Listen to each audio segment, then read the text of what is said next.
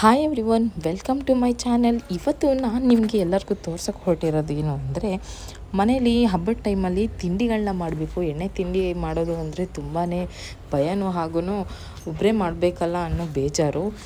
But ನಮ್ಮನೇಲಿ ನಾವು 4 ಜನ ಇದ್ದೀವಿ ಹೆಂಗಸರು, ನಮ್ಮಮ್ಮ, ನಮ್ಮ ಅತ್ತೆ ಹಾಗೆ ನನ್ನ ಓರ್ಗಿತ್ತಿ. ನಮ್ಮನೇಲಿ ಹಬ್ಬದ ಟೈಮಲ್ಲಿ ತಿಂಡಿ ಬೇಯಿಸೋದು ಅಂದರೆ ನಾವೆಲ್ಲ ಸೇರಿ ಕೂಡಿ ಮಾಡ್ತೀವಿ ಯಾವಾಗ್ಲೂ. ಆ್ಯಂಡ್ ಫಸ್ಟು ನಾವು ಮಾಡೋಕ್ಕೆ ಹೊರಟಿದ್ದು ಚಕ್ಲಿ. ಅದಕ್ಕೆ ಅಮ್ಮ ಹಿಟ್ಟನ್ನು ಮುಂಚೆನೇ ಮಿಲ್ಗೆ ಹಾಕ್ಸಿದ್ರು. ಇನ್ನು ಅಮ್ಮ ಚಕ್ಲಿಗೆ ಅಕ್ಕಿನ ಆಗಲೇ ತೊಳೆದು ಆಗಲೇ ಸೋರ್ಗಟ್ಟಿ ಮನೆ ಒಳಗಡೆನೋ ಅಥವಾ ಎಳೆ ಬಿಸಿಲಲ್ಲಿ ಒಣಗಿಸಿ ಇಟ್ಟಿದ್ರು. ಇನ್ನು ಅದ್ರ ಜೊತೆಗೆ ಉದ್ದಿನಬೇಳೆ ಮತ್ತು ಹೆಸರು ಬೇಳೆನೂ ಕೂಡ ತೊಳೆದು ಒಣಾಕಿದ್ರು. ಅದನ್ನೆಲ್ಲನೂ ಬಾಣಲಿಗೆ ಮುಟ್ಟಿದರೆ ಸ್ವಲ್ಪ ಸುಡಬೇಕು, ಆ ಥರ ಹುರ್ಕೋತಾರೆ ಚೆನ್ನಾಗಿ.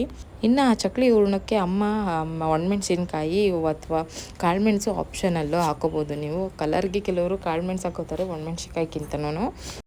ಇಷ್ಟನ್ನು ಮಿಲ್ಗೆ ಹಾಕಿಸ್ಕೊಬರೋಕ್ಕೆ ಅಮ್ಮ ಕೊಟ್ಟು ಕಳಿಸಿದ್ರು. ನೆಕ್ಸ್ಟ್ ಅದನ್ನು ಒಂದು ದೊಡ್ಡ ಹರಿವಾಣಕ್ಕೆ ಹಾಕೋಬೇಕು. ಅದ್ರ ಜೊತೆಗೆ ಚಕ್ಲಿಗೆ ಕೆಲವರು ಬಿಳಿ ಪುಟ್ಟೆಳ್ಳು ಹಾಕೋತಾರೆ. ಇದು ಪ್ರೆಗ್ನೆನ್ಸಿ ಅವರು ಇದ್ದರೆ ಬೇಡ, ಅವಶ್ಯಕತೆ ಇಲ್ಲ ಅಂದರೆ ನೀವು ಹಾಕೋಬೋದು, ಚೆನ್ನಾಗಿರುತ್ತೆ ಚಕ್ಲಿಗೆ. ಅಮ್ಮ ಆಮೇಲೆ ಅದನ್ನು ಚಕ್ಲಿಗೆ ಕಲಿಸ್ಕೋಬೇಕಾದ್ರೆ ಬಿಸಿ ಎಣ್ಣೆ ಮತ್ತು ತುಪ್ಪನ ಬಳಸ್ಕೊತಾಯಿದ್ರು. ಯಾಕಂದರೆ ಚಕ್ಲಿ ಕುರುಮ್ ಅಂತ ಚೆನ್ನಾಗಿ ಬರುತ್ತೆ ಅಂತ ಹೇಳಿದರು ಅಮ್ಮ. ಮನೆ ತುಪ್ಪ ಇದ್ದರೆ ಯೂಸ್ ಮಾಡ್ಕೊಳ್ಳಿ, ಮನೆ ತುಪ್ಪ ಮತ್ತು ಹೆಲ್ತಿಗೂ ಒಳ್ಳೆಯದು, ಹಾಗೆ ಕ್ರಿಸ್ಪಿನೆಸ್ಸು ಚೆನ್ನಾಗಿ ಬರುತ್ತೆ ಚಕ್ಲಿದು. ಜೊತೆಗೆ ಅಮ್ಮ ಮಾಮೂಲಿ ಅಡುಗೆ ರಿಫೈನ್ಡ್ ಆಯಿಲ್ನೂ ಯೂಸ್ ಮಾಡಿಕೊಂಡ್ರು. ಅದ್ರ ಜೊತೆಗೆ ಇದನ್ನು ಚೆನ್ನಾಗಿ ಕಾಯಿಸ್ಬಿಟ್ಟು ಏನು ಹಿಟ್ಟು ನೀವು ರೆಡಿ ಮಾಡ್ಕೊಂಡಿರ್ತೀರ ಚಕ್ಲಿದು ಅದರೊಳಗಡೆ ಹಾಕೋಬಿಟ್ರು. ಎಣ್ಣೆ ಸ್ವಲ್ಪ ಜೋಪಾನವಾಗಿ ಏರಿ ಎಲ್ಲರೂ. ಇನ್ನು ನಮಗೆ ದೀಪಾವಳಿ ಹಬ್ಬಕ್ಕೆ ನೆಂಟರುಗಳು ಜಾಸ್ತಿ, ಯಾಕಂದರೆ ನಾವು ಮಾಡೋದು ಇದೇ ದೊಡ್ಡ ಹಬ್ಬ. ನಾವು ಹಿರಿಯರಿಗೆ ಬಟ್ಟೆ ಇಡಬೇಕಾದ್ರೆ ಎಡೆಗೆ ವೆಜ್ ಇಡ್ತೀವಿ ದೀಪಾವಳಿಲಿ. ಹಿಟ್ಟನ್ನ ಹದವಾಗಿ ಕಲಿಸ್ಕೊಳ್ಳೋಕ್ಕೆ ಅಮ್ಮ ಚಕ್ಲಿದು ಏನು ಹಿಟ್ಟನ್ನ ರೆಡಿ ಮಾಡ್ಕೊಂಡಿದ್ವಿ ಅದರದ್ದು ಅಂಬ್ಲಿ ಮಾಡ್ಕೊತಾಯಿದ್ರು. ಚಕ್ಲಿ ಯಾಕಂದರೆ ಮುರುಕ ಆಗಿಬಿಡುತ್ತೆ ಸುತ್ತಬೇಕಾದ್ರೆ, ಅದನ್ನು ಹದವಾಗಿ ರೆಡಿ ಮಾಡ್ಕೋಬೇಕು. ಆ ಅಂಬಲಿ ಏನು ಕಾಯಿಸ್ಕೊತಿದ್ವಿ ಅದಕ್ಕೆ ಸ್ವಲ್ಪ ರುಚಿಗೆ ತಕ್ಕಷ್ಟು ಉಪ್ಪು ನೋಡ್ಕೊಂಡು ಹಾಕೊಳ್ಳಿ. ಯಾಕಂದರೆ ಮುಂಚೆನೇ ನೀವು ಚಕ್ಲಿಗೆ ಮಿಕ್ಸ್ ಮಾಡ್ಕೊಂಡಿರ್ತೀರ ಹಿಟ್ಟಿಗೆ ಉಪ್ಪನ್ನ. ಅದನ್ನು ಚೆನ್ನಾಗಿ ಹಿಟ್ಟು ಜೊತೆ ಮಿಕ್ಸ್ ಮಾಡಿ, ಬಟ್ ಗಂಟಾಗಬಾರ್ದು, ಚೆನ್ನಾಗಿ ನಾದ್ಕೋಬೇಕು ಹಿಟ್ಟನ್ನು. ಈಗ ನಾವೇನು ನೀರಲ್ಲಿ ಕಲಸಿಟ್ಟಿದ್ದೀವಿ ಹಿಟ್ಟನ್ನು, ಇದನ್ನು ಸ್ವಲ್ಪ ಹೊತ್ತು ಬಿಟ್ಟು ಕ್ಲೋಸ್ ಮಾಡಿಬಿಡ್ತೀವಿ ಪ್ಲೇಟ್ನ. ಒಂದು 5 ನಿಮಿಷ ಆದ ನಂತರ ಮತ್ತೆ ಅದನ್ನು ತೆಗೆದು ತಿರುಗಬೇಕು. ತಿರುವಾದ್ಮೇಲೆ ಮತ್ತೆ ಅದನ್ನು ಕೆಳಗಡೆ ಎಲ್ಲನೂ ಇಟ್ಕೊಂಡು ಚಕ್ಲಿ ಒತ್ತಕ್ಕೆ ಸ್ಟಾರ್ಟ್ ಮಾಡ್ಕೊಂಡ್ವಿ. ನೀವೇನು ಹಿಟ್ಟನ್ನು ಈ ಹದ ರೆಡಿ ಮಾಡ್ಕೊಂಡಿದ್ದೀರ ಅದಕ್ಕೆ ಯಾವುದೇ ಕಾರಣಕ್ಕೂ ಮಾತ್ರ ತಣ್ಣೀರು ಯೂಸ್ ಮಾಡ್ಕೋಬೇಡಿ. ಚಕ್ಲಿ ಯಾಕಂದರೆ ಅದ್ರ ಕ್ರಿಸ್ಪಿನೆಸ್ ಹೋಗಿಬಿಡುತ್ತೆ. ಇದನ್ನು ಚೆನ್ನಾಗಿ ನಾದಬೇಕು. ನೀವು ಎಷ್ಟು ನಾದುತ್ತೀರಾ ಅಷ್ಟು ಚೆನ್ನಾಗಿ ಹಿಟ್ಟು ಚಕ್ಲಿ ಆಗುತ್ತೆ. ನಾವು ನಮ್ಗೆ ಎಷ್ಟೆಷ್ಟು ಬೇಕೋ ಅಷ್ಟನ್ನು ನಾದ್ಕೊಂಡು ಆಗಾಗ ಚಕ್ಲಿನ ಸುತ್ಕೋತಾ ಇದ್ವಿ. ಕೆಲವೊಬ್ಬರು ನ್ಯೂಸ್ ಪೇಪರ್ ಮೇಲೆ ಸುತ್ತುತ್ತಾರೆ, ಕೆಲವೊಬ್ಬರು ಪ್ಲೇಟ್ ಮೇಲೆ ಸುತ್ತುತ್ತಾರೆ. ನಾನು ಪ್ಲೇಟ್ ಮೇಲೆ ಸುತ್ಕೋತಾ ಇದ್ದೆ. ಹೀಗೆ ಎಲ್ಲರೂ ಮಾತಾಡ್ತಾ ಕೂತ್ಕೊಂಡು ತಿಂಡಿ ಬೇಯಿಸೋದೇ ಗೊತ್ತಾಗಲ್ಲ. ಎಲ್ಲರೂ ಒಟ್ಟಿಗೆ ಕೂತ್ಕೊಂಡು ಮಾಡಿದ್ರೆ ನಾವು ಎಷ್ಟು ಕೆಲಸ ಮಾಡಿದ್ವಿ ಅನ್ನೋದಕ್ಕಿಂತ ಕೆಲಸ ಬೇಗ ಮುಗಿಯುತ್ತೆ ಮನೇಲಿ. ಇನ್ನು ನಾವೆಲ್ಲ ಒತ್ಕೊಟ್ರೆ ನಮ್ಮ ಅತ್ತೆ ನೀಟಾಗಿ ಎಲ್ಲ ತಿಂಡಿನೂ ಬೇಯಿಸೋಕ್ಕೆ ಸ್ಟಾರ್ಟ್ ಮಾಡಿದರು. ಕೂತ್ಕೊಂಡು ಎಷ್ಟಾರು ಕೆಲಸ ಮಾಡ್ಬೋದು, ನಿಂತ್ಕೊಂಡು ಮಾಡೋಕ್ಕಾಗಲ್ಲ. ಬಟ್ ಪಾಪ ಅವ್ರು ನಾವೆಲ್ಲ ಎಣ್ಣೆ ತಿಂಡಿ ನಾವೆಷ್ಟು ಕೂತು ಮಾಡಿಕೊಟ್ವಿ, ಅವ್ರು ಅಷ್ಟು ಪೂರ್ತಿಯಾಗಿ ನಿಧಾನಕ್ಕೆ ಲೋ ಫ್ಲೇಮಲ್ಲಿ ಎಲ್ಲನೂ ಬೇಯಿಸೋಕ್ಕೆ ಸ್ಟಾರ್ಟ್ ಮಾಡಿದರು. ಇನ್ನು ನಮ್ಮ ಮನೇಲಿ ಮಕ್ಕಳಿರೋದ್ರಿಂದ ನಾವು ಯಾವ ತಿಂಡಿನೂ ರುಚಿ ನೋಡೋಕ್ಕಾಗಲ್ಲ ಅಂತ ಹೇಳೋಕ್ಕೆ ಆಗಲ್ಲ. ಹಾಗಾಗಿ ನಾವು ಸ್ಟಾರ್ಟಿಂಗ್ ಒಂದು 2-3 ಒಬ್ಬೆನ ನಾವು ಏನು ಹಿರಿಯರಿಗೆ ಬಟ್ಟೆ ಇಡ್ತೀವಿ ಅವರಿಗೆ ಎಕ್ಸ್ಟ್ರಾ ಸಪ್ರೇಟ್ ಎತ್ತಿಟ್ಬಿಟ್ಟು ಆಮೇಲೆ ನಾವು ಟೇಸ್ಟ್ ನೋಡಿದ್ವಿ. ಟೇಸ್ಟ್ ಮಾತ್ರ ತುಂಬ ಚೆನ್ನಾಗಿ ಬಂದಿತ್ತು ಚಕ್ಲಿ. ಒಂಚೂರು ಸಪ್ಪೆ ಆಗಲಿ ಉಪ್ಪಾಗಲಿ ಏನೂ ಆಗಿರಲಿಲ್ಲ. ಕೈಯಲ್ಲಿ ಹಿಂಗೆ ಮುರಿದ್ರೂ ಅಷ್ಟು ನೀಟಾಗಿ ಕಟ್ಟಾಗ್ತಿತ್ತು, ಅಷ್ಟು ಚೆನ್ನಾಗಿ. ಆಯಿಲ್ ಐಟಮ್ಸ್ ಯಾವುದೇ ಬೇಯಿಸಿದ್ರು ಯಾವಾಗಲೂ ಡೈರೆಕ್ಟಾಗಿ ಎತ್ತಿಡ್ಬೇಡಿ. ಅದರಲ್ಲಿರೋ ಆಯಿಲ್ ಕಂಟೆಂಟ್ ಎಲ್ಲ ನೀಟಾಗಿ ಇಳಿದ್ಮೇಲೆ ಒಂದು ಬಾಕ್ಸಿಗೆ ನೀಟಾಗಿ ಪ್ಯಾಕ್ ಮಾಡಿ. ನಾವು ಕೋಡ್ಬಳೆಗೆ ಎಕ್ಸ್ಟ್ರಾ ಏನು ಮಾಡೋಕ್ಕೆ ಹೋಗಲಿಲ್ಲ, ಮಸಾಲೆ ಕೋಡ್ಬಳೆ ಥರ. ಅದು ಚಕ್ಲಿಗೆ ಏನು ಮಾಡಿದ್ವಿ ಅದೇ ಹಿಟ್ಟಿಗೆ ಕೋಡ್ಬಳೆ ಮಾಡಿ ಎಡೆಗೆ ಇಡಬೇಕು ಅಂತೇಳಿ ಅದರಲ್ಲೇ ಸಪ್ರೇಟಾಗಿ ಎತ್ತಿಟ್ಕೊಂಡ್ವಿ ನಾವು. ಅದನ್ನು ಕೂಡ ಬೇಯಿಸ್ಕೊಂಡು ಒಂದು ಬಾಕ್ಸಿಗೆ ಹಾಕ್ಕೊಂಡ್ವಿ. ಇನ್ನು ಇದಿಷ್ಟು ಚಕ್ಲಿ ಕೋಡ್ಬಳೆ ಎಲ್ಲನೂ ಬೇಯಿಸಿ ಇದ್ರ ಕತೆ ಇಷ್ಟ ಆದರೆ ನೆಕ್ಸ್ಟು ನಾವು ನಿಪ್ಪಟ್ಟು ಮಾಡೋಣ ಅಂತ ಸ್ಟಾರ್ಟ್ ಮಾಡಿದ್ವಿ. ಇನ್ನು ನಿಪ್ಪಟ್ಟಿಗೆ ನಾವು ಸ್ಟಾರ್ಟಿಂಗು ಕಡಲೆ ಬೀಜನ ಹುರ್ಕೊಂಡ್ವಿ ಮೀಡಿಯಮ್ ಫ್ಲೇಮಲ್ಲಿ. ನಾನು ನೀಟಾಗಿ ಕಡಲೆ ಬೀಜನ ಮೀಡಿಯಮ್ ಫ್ಲೇಮಲ್ಲಿ ಹುರ್ಕೊಟ್ಟೆ. ಅದನ್ನು ನಮ್ಮ ವಿದ್ಯರು ಕೂತ್ಕೊಂಡು ಸಿಪ್ಪೆ ಸುಳಿದ್ರು. ಅದನ್ನು ನಮ್ಮಮ್ಮ ನೀಟಾಗಿ ಬ್ಲೆಂಡ್ ಮಾಡ್ಕೊಂಡ್ರು. ಇಲ್ಲಿ 4 ಜನ ಸೇರಿ ಮಾಡ್ತಿರೋದ್ರಿಂದ ಒಬ್ಬೊಬ್ಬರು ಒಂದೊಂದು ಕೆಲಸ ಮಾಡಿದ್ದಕ್ಕೆ ನಾವು ಒಂದೇ ದಿನ 4 ಥರದ ತಿಂಡಿನ ಮಾಡೋಕ್ಕೆ ಸಾಧ್ಯ ಆಯಿತು. ಇನ್ನು ಅಮ್ಮ ನಿಪ್ಪಟ್ಟಿಗೆ ಮಸಾಲೆ ರೆಡಿ ಮಾಡ್ಕೊತಾ ಇದ್ರು. ಲೈಟಾಗಿ ಹುರಿಗಡಲೆ ಮತ್ತು ಕಡಲೆ ಬೀಜನ ಬ್ಲೆಂಡ್ ಮಾಡಿಕೊಂಡ್ರು. ಹಾಗೆ ಜೊತೆಗೆ ಮಸಾಲೆಗೆ ಕೊಬ್ಬರಿ ತುರಿ ಮತ್ತು ಬೆಳ್ಳುಳ್ಳಿ, ಸ್ವಲ್ಪ ಕರ್ಬೇವಿನ ಸೊಪ್ಪನ್ನ ಕೂಡ ರುಬ್ಕೊಂಡ್ರು ಜೊತೆಗೇ. ನಿಪ್ಪಟ್ಟು ಕ್ರಿಸ್ಪಿನೆಸ್ ಬರಬೇಕು ಅಂದರೆ ಸ್ವಲ್ಪ ಕೊಬ್ಬರಿ ಜಾಸ್ತಿನೇ ಹಾಕಬೇಕು. ಆಮೇಲೆ ಜೊತೆಗೆ ಸ್ವಲ್ಪ ಹಿಂಗು, ಆಮೇಲೆ 1 ಅಥವಾ 1.5 ಸ್ಪೂನು ಜೀರಿಗೆ ಹಾಕ್ಕೊಂಡ್ರು. ನೀವೆಷ್ಟು ನಿಪ್ಪಟ್ಟು ಮಾಡ್ತೀರಾ ಅದ್ರ ಮೇಲೆ ನೀವು ಐಟಮ್ಸ್ಗಳನ್ನ ಹಾಕೋಬೇಕಾಗುತ್ತೆ.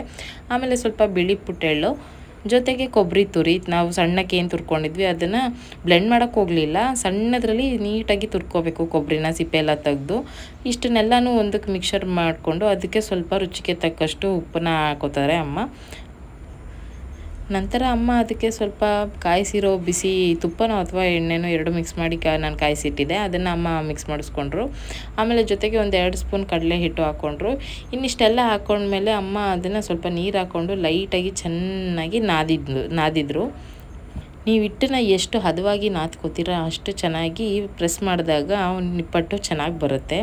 ಅದಕ್ಕೆ ಸ್ವಲ್ಪ ಹಸಿ ಕರಿಬೇವಿನ ಸೊಪ್ಪು ಕೂಡ ಹಾಕಿಸ್ಕೊಂಡ್ರು ಅಮ್ಮ. ಇನ್ನು ನೀಟಾಗಿ ಎಲ್ಲ ಉಂಡೆ ಮಾಡಿಕೊಟ್ರೆ ಒತ್ತಕ್ಕೆಷ್ಟೊತ್ತು ನಿಪ್ಪಟ್ಟು ಕೂಡ ನಾವು ಬೇಗ ಮಾಡ್ಕೊಳ್ಳೋಕ್ಕೆ ಸಾಧ್ಯ ಆಯಿತು.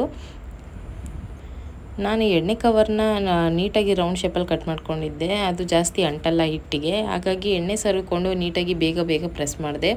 ಸೊ ಬೇಗ ನಿಪ್ಪಟ್ಟನ್ನ ಮಾಡಿದ್ವಿ ನಾವು ಎಲ್ಲ ಸೇರಿ. ನೋಡ್ಬೋದು ನೀವೇ ನಿಪ್ಪಟ್ಟು ಎಷ್ಟು ಚೆನ್ನಾಗಿ ಒಂಚೂರು ಕಟ್ಟಾಗ್ದಾಗೆ ಎಷ್ಟು ನೀಟಾಗಿ ರೌಂಡ್ ಶೇಪಲ್ಲಿ ಬಂದಿದೆ ಅಂತ. ನಾವು 1-2 ಪ್ಲೇಟು ಮಾಡ್ದಂಗೆ ನಮ್ಮ ಅತ್ತೆ ಕೊಟ್ವಿ. ಅವರು ನೀಟಾಗಿ ಹೇಗೆ ಚಕ್ಲಿ ಬೇಯಿಸಿದ್ರು ಅದೇ ಥರ ಅವರು ಆಗ್ಲಿಂದನೂ ನಿಂತ್ಕೊಂಡು ನಿಪ್ಪಟ್ಟು ಅಷ್ಟೇ ಎಣ್ಣೆ ಕಾಳು ಬೋಸಿಲಿ ನಾವು ನಿಪ್ಪಟ್ಟನ್ನ ಎಣ್ಣೆ ಎಲ್ಲ ಸೋರಿಸಿ ನೀಟಾಗಿ ಒಂದು ಡಬ್ಬಕ್ಕೆ ಪ್ಯಾಕ್ ಮಾಡಿಟ್ವಿ. ನೆಕ್ಸ್ಟ್ ಅಮ್ಮ ಕರ್ಜಿಕಾಯಿಗೆ ಸ್ವಲ್ಪ ಸಕ್ಕರೆ ಪುಡಿ ಮಾಡಿಕೊಡು ಅಂತ ಹೇಳಿದರು.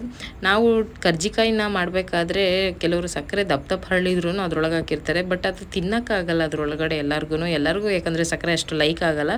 ಬಟ್ ಸ್ವೀಟ್ನೆಸ್ಗೆ ಸ್ವಲ್ಪ ಸಕ್ಕರೆ ಹಾಕ್ಕೊಳ್ಳೇಬೇಕು. ಕರ್ಜಿಕಾಯಿ ಹೂರ್ಣ ಮಾಡೋದು ಸುಲಭ, ಬಟ್ ಅದ್ರದ್ದು ಅರ್ಧ ಮೈದಾನ ಬೇಯಿಸೋದಿದೆಯಲ್ಲ ಹೂರ್ಣ ತುಂಬಿ, ಅದು ಮಾತ್ರ ತುಂಬ ಕಷ್ಟ. ಇನ್ನು ಅಮ್ಮ ಹೂರ್ಣಕ್ಕೆ ಸ್ವಲ್ಪ ಸಕ್ಕರೆ ಪುಡಿ ಮಾಡಿಕೊಟ್ಟು ಅದಕ್ಕೆ ಏಲಕ್ಕಿ ಕಾಯಿನೂ ಅದರೊಳಗಡೆನೆ ಹಾಕಿ ಪುಡಿ ಮಾಡು ಅಂದರು. ನಾನು ಹೂರ್ಣಕ್ಕೆ ಸಕ್ಕರೆ ಪುಡಿ ಮಾಡಿಕೊಟ್ಟೆ.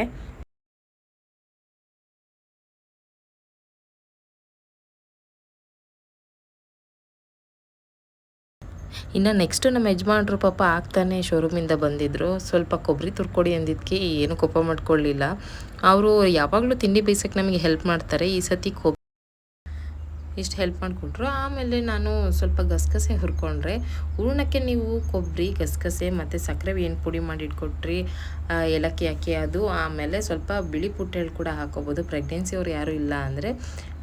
ಇನ್ನು ಕೆಲವರು ಹುರಿಗಡಲೆನ ಸ್ವಲ್ಪ ಲೈಟಾಗಿ ಪುಡಿ ಮಾಡಿ ಯೂಸ್ ಮಾಡ್ಕೋತಾರೆ, ಬಟ್ ನಮಗಷ್ಟು ಇಷ್ಟ ಆಗಲ್ಲ. ಈ ಸತಿ ಹೊಸದಾಗಿ ಕರ್ಜಿಕಾಯಿಗೆ ಸ್ವಲ್ಪ ಸ್ಪೆಷಲ್ ಮಿಕ್ಸಿಂಗ್ ಅಂತ ಹೇಳಿದ್ರೆ ಪೇಪರ್ ಅವಲಕ್ಕಿನ ಹಾಕಿದ್ರು ಅಮ್ಮ ಈ ಸತಿ ಕರ್ಜಿಕಾಯಿಗೆ. ಹೂರ್ಣ ರೆಡಿ ಆಯಿತು. ಅದಕ್ಕೆ ಅಮ್ಮ ಮೈದಾ ಹಿಟ್ಟು ಹೂರ್ಣ ತುಂಬಕ್ಕೆ ಅಂತ ಹೇಳಿ ಕಲಿಸ್ಕೊತಾ ಇದ್ರು ಮೈದಾ ಹಿಟ್ಟನ್ನ. ಸೇಮ್ ಇದಕ್ಕೂ ಎಣ್ಣೆನ ಬಿಸಿ ಮಾಡಿ ಹಾಕ್ಕೊಂಡ್ರು. ಜೊತೆಗೆ ಈ ಥರ ಬಿಸಿ ಮಾಡಿ ಎಣ್ಣೆ ಹಾಕ್ಕೊಳ್ಳೋದ್ರಿಂದ ಕರ್ಜಿಕಾಯಿ ಮೇಲ್ಗಡೆ ಬೇಯಿಸ್ತೀವಲ್ಲ ಅದ್ರಾಗ ಕರ್ಜಿಕಾಯಿ ಮೇಲೆ ಗುಳ್ಳೆ ಥರ ಬಿಡ್ಕೊಳ್ಳುತ್ತೆ ಮೈದಾದಲ್ಲಿ. ಸೊ ಆ ಥರ ಗುಳ್ಳೆ ಬಿಡ್ಕೊಂಡು ಹುಡ್ಕೋಬಾರ್ದು ಅಂತ ಹೇಳಿ ಅಮ್ಮ ಎಣ್ಣೆ ಹಾಕಿ ಕಲಿಸ್ತಾರೆ ಹಿಟ್ಟನ್ನು. ನೆಕ್ಸ್ಟ್ ಹಿಟ್ಟೆಲ್ಲ ಕಲಿಸ್ಕೊಂಡಾದ್ಮೇಲೆ ನಮ್ಮಮ್ಮ ಉಂಡೆ ಮಾಡಿಕೊಟ್ರು. ವಿದ್ಯುವರು ಅದನ್ನು ನೀಟಾಗಿ ಅರಿತಾ ಕೂತ್ಕೊಂಡ್ರು. ಅವ್ರು ಕೊನೆವರೆಗೂ ಪಾಪ ಹರಿದ್ರು. ಸಖತ್ತು ಕಷ್ಟ ಈ ಕೆಲಸ ಮಾತ್ರ, ಯಾಕಂದರೆ ನಾವು ಕರ್ಜಿಕಾಯಿ ಏನು ಹೂರ್ಣ ತುಂಬ್ತೀವಿ ಅದರಲ್ಲಿ ಮಿಕ್ಕಿರೋದು ಸಪ್ರೇಟ್ ಸೈಡು ಹಿಟ್ಟು ಉಳಿತಾನೆ ಇರುತ್ತೆ. ನಾವು ಕರ್ಜಿಕಾಯಿಗೆ ಹೂರ್ಣನ ತುಂಬಿ ಒತ್ತುತ್ತಾ ಇದ್ರು, ಬಟ್ ಬೇಗ ಮುಗಿಯೋದೇ ಇಲ್ಲ, ಹಿಟ್ಟೂ ಮುಗಿಯಲ್ಲ ಹೂರ್ಣನೂ ಮುಗಿಯಲ್ಲ. ಆ್ಯಂಡ್ ತುಂಬ ಇಂಪಾರ್ಟೆಂಟ್ ನೋಟ್ ಅಂದರೆ, ನೀವು ಕರ್ಜಿಕಾಯಿ ಈ ಥರ ಹೂರ್ಣ ತುಂಬಿ ಲಾಸ್ಟಿಗೆ ಪ್ರೆಸ್ ಮಾಡಬೇಕಾದ್ರೆ ಸೈಡ್ಗೆ ಎಡ್ಜ್ಗಳಿಗೆ ನೀರನ್ನ ಹಾಕ್ಕೊಳ್ಳಿ. ನೀವು ಎಷ್ಟೊತ್ತು ಬಿಟ್ಟು ಬೇಯಿಸಿದ್ರು ಕರ್ಜಿಕಾಯಿ ಬೇಗ ಡ್ರೈ ಆಗಿ ಹಿಟ್ಟು ಒಳಗಡೆ ಹೂರ್ಣ ಓಪನ್ ಆಗಲ್ಲ. ನಾವೆಲ್ಲ ಒಟ್ಟಿಗೆ ಬೇಯಿಸೋಣ ಅಂತ ಹೇಳಿ ಒಂದು ಪ್ಲೇಟಿಗೆ ಹಾಕಿಟ್ಟಿದ್ದೆ, ಬಟ್ ವಿಡಿಯೋಗೂ ಸಖತ್ತಾಗಿ ಕಾಣಿಸ್ತಿತ್ತದು. ಇಷ್ಟೆಲ್ಲ ಆದಮೇಲೆ ನಮ್ಮ ಅತ್ತೆ ಸೇಮ್ ಮತ್ತೆ ಅವರೇ ಬೇಯಿಸ್ತಾ ನಿಂತ್ಕೊಂಡ್ರು. ಆಗಿನ ಕಾಲದಲ್ಲಿ ಹಬ್ಬದ ಟೈಮಲ್ಲಿ ರಾಶಿ ತಿಂಡಿಗಳನ್ನ ಮಾಡ್ತಿದ್ರು. ಯಾಕಂದರೆ ಇದೇ ಥರ ನಾವು ಹೇಗೆ 4 ಜನ ಹೆಂಗಸರು ಕೂತಿ ಒಟ್ಟಿಗೆ ಬೇಯಿಸ್ತಾ ಇದ್ದೀವಿ, ಅದೇ ಥರ ಆಗಿನ ಕಾಲದಲ್ಲೂ ಒಟ್ಟಿನ ಸಂಸಾರ ಇರ್ತಿತ್ತು. ಸೊ ಅವರು ಇದೇ ಥರ ಹಬ್ಬ ಹರಿದಿನಗಳು ಬಂದಾಗ ಒಟ್ಟಿಗೆ ಸೇರಿ ರಾಶಿ ತಿಂಡಿಗಳನ್ನ ಮಾಡಿ ಬರೋರಿಗೆ ಕೈ ಜೊತೆ ಕೊಟ್ಟು ಕಳಿಸ್ತಿದ್ರು. ಆ್ಯಂಡ್ ಫೈನಲ್ ಆಗಿ ನಾವು ಬಂದಿದ್ದು 4ನೇ ತಿಂಡಿಗೆ, ನನ್ನ ಫೇವ್ರೇಟ್ ಅಂತಲೇ ಹೇಳ್ಬೋದು, ಕಜ್ಜಾಯ. ಇದಕ್ಕೆ ಪಾಕನ ರೆಡಿ ಮಾಡ್ಕೊಳ್ಳೋದು ಹೇಗೆ ಅಂದರೆ, ಬೆಲ್ಲನ ಬೇಯಕ್ಕಿಟ್ಟು ನೀರಲ್ಲಿ ಅದನ್ನು ಇನ್ನೊಂದು ಪ್ಲೇಟಿಗೆ ನೀರು ಇಟ್ಕೊಳ್ಳಿ ನೀವು. ಪಾಕ ಬೆಂದ ಹಾಗೇ ಅದ್ರದ್ದು ಒಂದೆಳೆ ಪಾಕ ಎರಡೆಳೆ ಪಾಕ ಅಂತ ಹೇಳ್ತಾರೆ. ಅದ್ರದ್ದು ಒಂದೆಳೆ ಪಾಕ ಬಂದ ತಕ್ಷಣ ನೀವು ಅದಕ್ಕೆ ಅಕ್ಕಿನ ಏನು ನೆನಕ್ಕೆ ಇಟ್ಕೊಂಡಿರ್ತೀರ 3-4 ದಿನದಿಂದ ಅದನ್ನು ಸಣ್ಣಕ್ಕೆ ಪುಡಿ ಮಾಡಿಕೊಂಡು ಮಿಕ್ಸಿಲಿ ಆ ಬೆಲ್ಲದ ಪಾಕದೊಳಗಡೆ ಹಾಕಬೇಕು. ಬಟ್ ಇನ್ನೊಬ್ಬರು ಅದನ್ನು ತಿರುಗ್ತಾನೆ ಇರಬೇಕು ಗಂಟು ಹಾಕ್ದಾಗೆ. ಆ್ಯಂಡ್ ಇದೂ ಅಷ್ಟೇ, ಲಾಸ್ಟ್ ತಿಂಡಿ ಆದರೂ ನಮ್ಮ ವಿದ್ಯೆ ಉಂಡೆ ಮಾಡಿಕೊಟ್ರು. ನಾನು ಅದನ್ನು ಕೈಯಲ್ಲಿ ತಟ್ಟಿ ಕೊಟ್ಟೆ. ಅದನ್ನು ನಮ್ಮಮ್ಮ ಬೇಯಿಸ್ತಾ ಕೂತ್ಕೊಂಡ್ರು. ನಮ್ಮ ಅತ್ತೆಗೆ ಸ್ವಲ್ಪ ರೆಸ್ಟ್ ಕೊಟ್ವಿ ಲಾಸ್ಟ್ ತಿಂಡಿ ಬೇಯಿಸೋದ್ರಲ್ಲಿ. ಪಾಪ ಅವರು ಹಬ್ಬದ ಕೆಲಸ ಮಾಡಿ ಸುಸ್ತಾಗ್ಬಿಟ್ಟಿದ್ರು. ಆ್ಯಂಡ್ ಈ ಸತಿ ನಮ್ಮ ದೀಪಾವಳಿ ಹಬ್ಬದ ತಿಂಡಿ ಬೇಯಿಸೋದು ಇಷ್ಟ ಆಗಿತ್ತು ವಿಡಿಯೋ. ಆ್ಯಂಡ್ ನೀವು ಕೂಡ ಮನೇಲಿ 3-4 ಜನ ಇದ್ದರೆ ಈ ವಿಡಿಯೋ ನೋಡಿ ಒಂದೇ ದಿನಕ್ಕೆ ಹಬ್ಬದ ತಿಂಡಿ ಮಾಡ್ಕೋಬೋದು. ಯಾರು ಟೆನ್ಷನ್ ತೊಗೋಬೇಡಿ. ಆ್ಯಂಡ್ ಈ ನನ್ನ ವಿಡಿಯೋ ನಿಮಗೆ ಎಲ್ಲರಿಗೂ ಇಷ್ಟ ಆಗಿರುತ್ತೆ ಅಂತ ತಿಳ್ಕೊತೀನಿ. ನೆಕ್ಸ್ಟ್ ನನ್ನ ಇದೇ ಥರ ವೀಡಿಯೋಸ್ಗೆ ನನ್ನ ಚಾನಲ್ನ ತಪ್ಪದೆ ಎಲ್ಲರೂ ಸಬ್ಸ್ಕ್ರೈಬ್ ಮಾಡಿ, ಹಾಗೆ ಈ ವಿಡಿಯೋನ ಲೈಕ್ ಮಾಡೋದನ್ನ ಮರಿಬೇಡಿ. Thank you all and love you all. Bye.